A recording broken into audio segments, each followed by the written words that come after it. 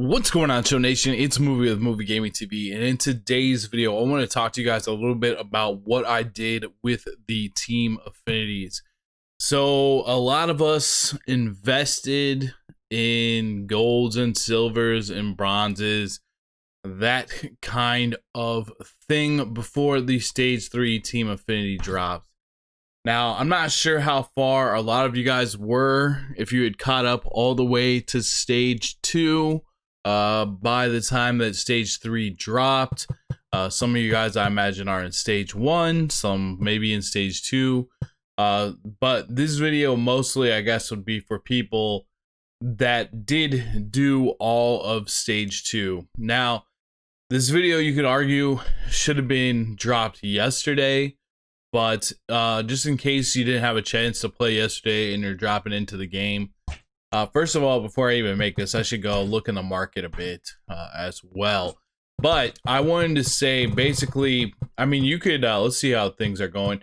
The cards look like they're still somewhat relatively cheap on this end of things. So what I think, really, honestly, the move is, and this is, if you got all the way through Stage 2, this is what I'd recommend that you do, especially if you had some investments, but even if you don't have some investments. So what you can do with these faces of the franchise is you can actually sell them. So basically what I did yesterday, once I realized, okay, I'm not gonna, well, first of all, the fact that you can sell and prestige these cards just changed everything. It really did change everything, in my opinion. As far as all that was concerned, they're still going for a decent amount right now. Actually, it turns out I have two of the higher ones still that I ended up keeping. So let's get to the point here. Basically, what I did yesterday is I exchanged all the way up, and this is a better example because I've done some of the moments. Let's take a look at the Mets. I exchanged all the way up to where the player is, and that's basically 50 of 70. Once I got the players, I sold the players back in the market. I didn't even try to go into the market. I didn't bother going into the market and trying to be like, you know, oh, I'm gonna go into the face of the franchise and I'm gonna put it up for 4.4, you know, 8.99 and try to sell like that. I just went to sell now to anybody that wants the card, because there were so many people selling yesterday. It's a little bit less today, so maybe even these cards could be flippable, but I figured there's going to be a lot of people over here just trying to get rid of them. So mostly I did sell now. Like, I sold George Brett for 65k. I sold, you know, name a card, I sold it for a pretty good price. For the most part. Some of them were lower. Some guys are lower. Catfish Hunter, you know, he's lower. Where's Don Mattingly? I imagine that Don Mattingly was going, yeah, he's actually one that doesn't go for a lot. But if you have some of them done, you know, Tomei goes for a decent amount, where if you exchange the right way, you take your time with exchanging, maybe you have some investments, you can get this card and then you can sell this card. And the advantage to doing that is I show you guys, I actually have a ton of packs. I have 41 Ball as a Habit packs. I have 150 Team Affinity packs that I haven't opened. And the thing is, with the Ball as a Habit packs, they're actually going to go up. I'm actually going to have a grand total of 180 Ball as a Habit packs when it's all done. Because once I got up to 89, I just stopped right there. The reason I stopped right there, I could exchange and, like, see, here's the thing. I stopped right here and I'm still going to get 5 packs from all these teams. The only 2 teams that I have 100% are the Blue Jays and the Royals, because when I exchanged quickly to do them, I figured that usually what happens, I think, is the last card was this, but it actually goes 2 deeper. So you get 2,500 stubs and 5 bond packs. But in the past, like, for example, Brady Singer was like the last card. So that's where I had stopped in the future, thinking that, you know, this was the last card. There's actually 2 notches above that. So the reason that I want to stop at this player and not go beyond it with exchanges is simply because I can do the missions for the other parts. There's a couple of moments, you know, there's still 12 moments. That's going to get you up to, just doing the moments itself is going to get you up to 62 of 70. Not going to be too difficult just to do the moments. And then you can also do one Showdown Exchange, which if you beat the Showdown, all you need is one, you know, so you're going to be able to spread those vouchers out. Plus, you just need to go against the computer and tally hits with Mets. That's not very difficult to me at all, to be completely honest with you. You could get the hits, you know, with the Future Star card, just hop into events, get that done. That's another 5. If you don't want to do the Showdown, that should be pretty easy. Wouldn't take you more than a day type deal. But the tally hits with Mets, put it on rookie, load your lineup up with Mets, go get a bunch of hits versus a computer. It'd be very easy. And then I think I've heard that this Showdown itself is a bit more difficult this time around. I've heard Stage 3 Showdown is more difficult than Stage 2. So I don't know, that might be a little bit more difficult, but if you've got all that exchanged to that point and you've done all the moments, and if I can play Showdown and knock out like 4 teams that are all at that spot, especially like right here, if I did an AL East Showdown, because I think it's like broken, the Showdowns are broken down by division this time around. Yeah, there's like West, Central, and East. Just for the heck of it, let's hop into an East and see kind of what a draft looks like for the East. I actually like this Dwight Evans swing. It's a little, I think it's pretty glitchy. I'm gonna pick him with that pick. I'll take David Ortiz with the next pick. I always hit pretty well with this Cabrera. I'll take him for that pick. Trumbo, tons of power. I'll pick him for that pick. Let's just go through this quickly. I don't particularly care who we get with this one, honestly. I'm not too in favor of anybody. I guess Jesus Sanchez has a lot of power versus right. We'll pick him up there. Don't really care too much about this pick. I'll take Nick Anderson for the bullpen. We'll take usually I would take Luke Voigt 100% here. I am going to take Luke Voigt. Just tons of power from both sides. I really like Rhys Hoskins as well. I like VR, but I like Rhys Hoskins as well. Looks like we're getting a pretty good draft here from the East. Maybe I'll take Rodriguez just so we have a starting pitcher and that type of thing. We'll take this is not a very good round right there. No, like, yeah, those starting rounds are not very good if you wanted to skip to the end. Looks like we're going up against Atlanta, so we'll probably be going up against John Smoltz, I would imagine. And I'm not sure what our mid bosses are and stuff like that. I have to go through them. Looks like we get pretty decent. We do get 5 affinity vouchers at the end. So if you can exchange all the way up, that's nice that we get 5. You change all the way up, you do the moments, and there's 2 different sets of moments that dropped. You have this stage 1 through 3, where you get 40,000 XP, which is a ton, and 10,000 stubs for doing basically all of them. So that's like a bonus at the end of doing all of them. There's a ton of these to do. Now there's just tons and tons and tons of these for you to do. I mean, there's lots of them. This literally, like, I'm holding down on the D-pad there. There's a lot of them. It feels like maybe, I don't even know, like 100. Then you also have the stage 3 moments that you unlock. I've heard that possibly one of the Phillies ones is not unlocking or fixing.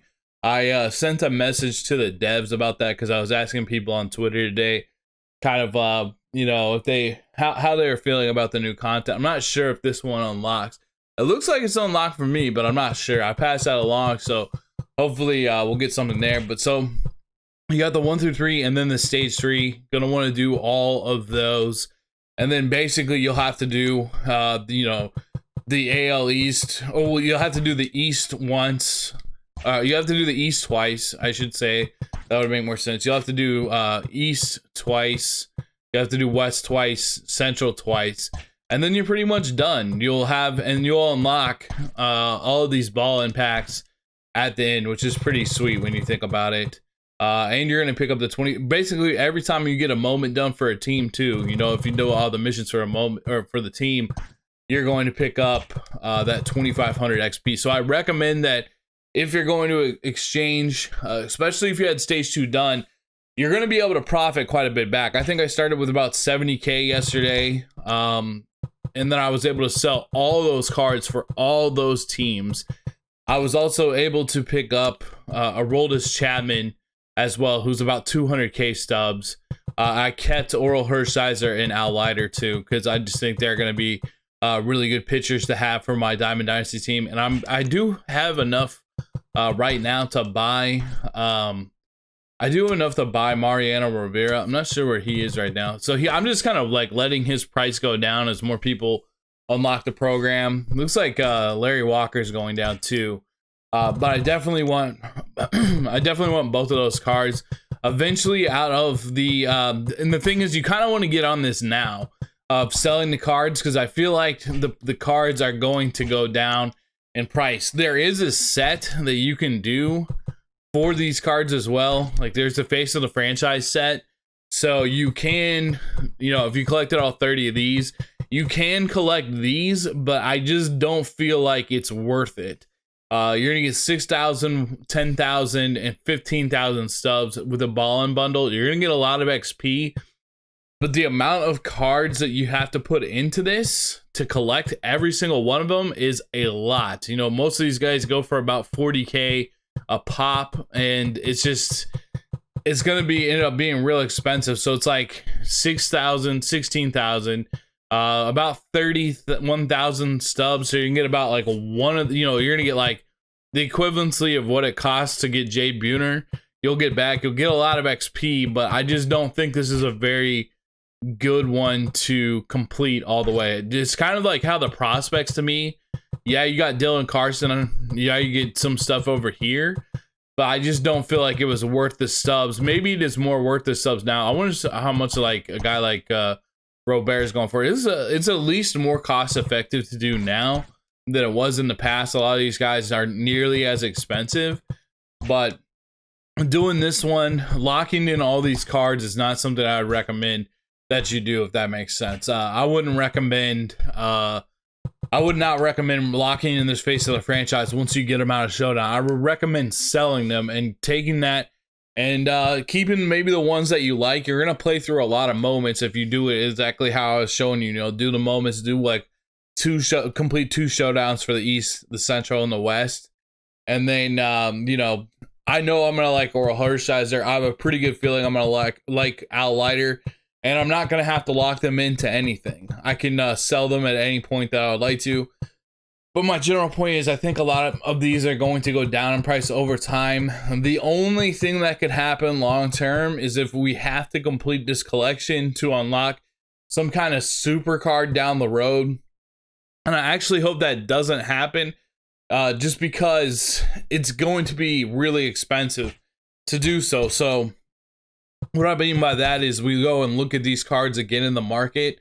And right now that collection is just, it's not what I would call a desirable collection based on the rewards. It's more of just like, I think the XP is way better than the cards themselves, but I don't think it's worth paying the stubs to get that XP either. But I feel like if they did if that collection was something we were required to do, all of a sudden these cards to me jump in price, like they double up. Like Smoltz becomes 80K, Marshall becomes 70K, etc. down the line.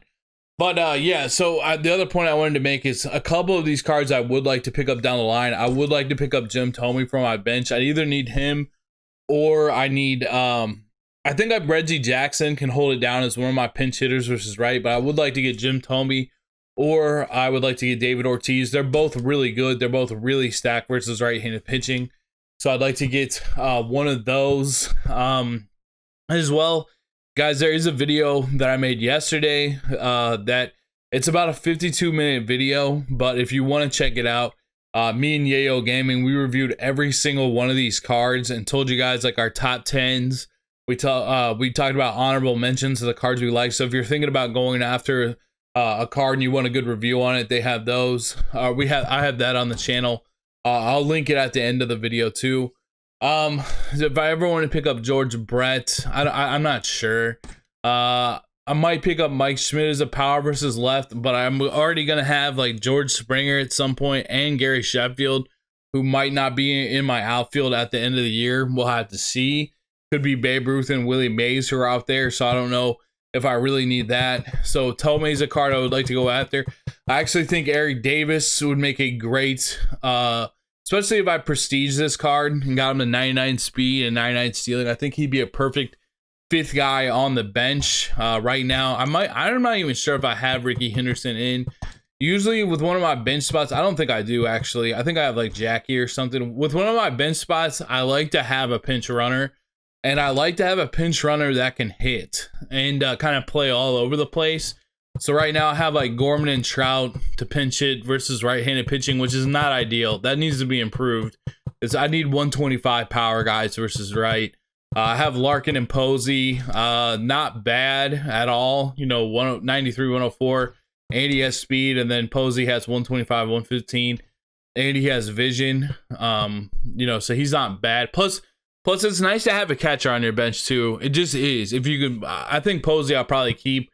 Maybe I need one other guy for that, and it eventually could be George Springer or Sheffield with their 124 versus left. They just moved to that role down the line here because I'm not even sure how this is going to work out with Chipper at shortstop, to be honest with you. And this is basically a placeholder. So I guess more I think about it, like we'll probably roll something more like this with like Trout being here and Reggie being here and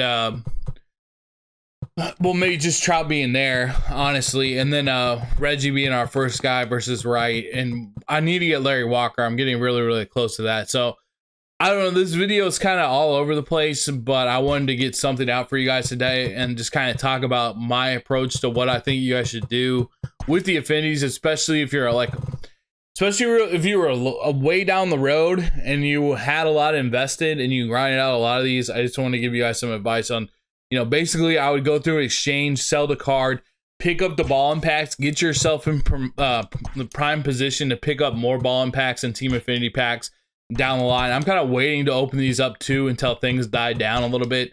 You know, there is like there is a half price off on packs right now, so they're pretty cheap. So that's going to have an effect on the marketplace. I think like the live series cards are relatively down. Like I think Trout's way down right now. This actually would be a really good time to complete the main collections too, guys. This would be a really good time to complete you know, the main collection because these cards are getting really cheap. The only cards that aren't actually, damn, these cards are very cheap. The only cards it's almost like you're not even playing. It's almost like the gold cards are a little bit too expensive, but they're not too crazy expensive either, to be honest with you. They're not like at the start of the year where somebody like JD Martinez is 10K. This is definitely without question time. It's time to do the live series collection if you haven't already. Sell off your ancillary pieces and do that. But yeah, this is pretty much a Diamond Dynasty tips video. Thank you guys so much for watching. I'll see you guys in the next video. Until then, have a great day and peace out.